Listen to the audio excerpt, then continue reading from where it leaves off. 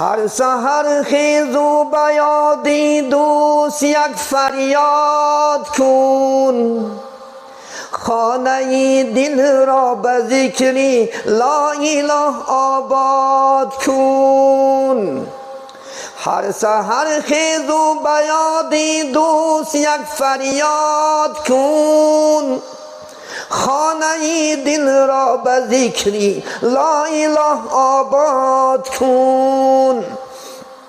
ذات پاکی و طلب اندیشه بنیاد کن، مرگ را گر می توانی هر زمان یاد کن.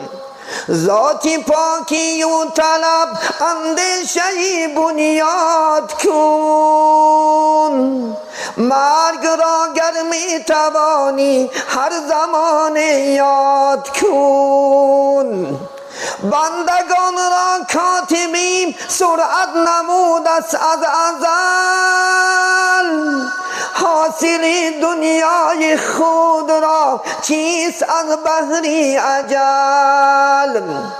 بندگان را کاتبیم سرعت نمود است از ازل، حاصل دنیای خود را چیست از بحر اجل. گر خدا را بنده ای تو مصطفی را امتی، جلوه ها بسیار مکن که عاقبت پرکنده ای.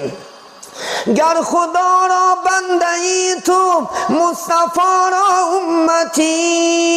امتی، جلوه ها بسیار مکن که عاقبت پرکنده ای.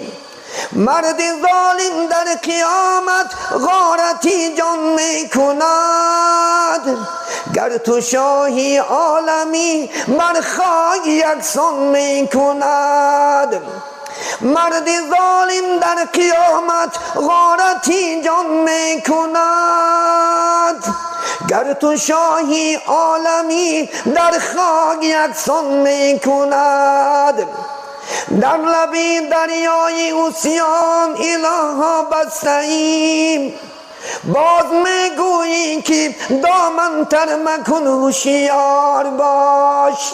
در لبی دریای عصیان تخته بندم کرده ایم، باز می گویی که دامن تر مکن هوشیار باش. در لبی دریای عصیانم خدایا دستگیر، از گناهی خود پشیمانم خدایا دستگیر. در لبی دریای عصیانم خدایا دستگیر، از گناه کرده پشیمانم خدایا دستگیر.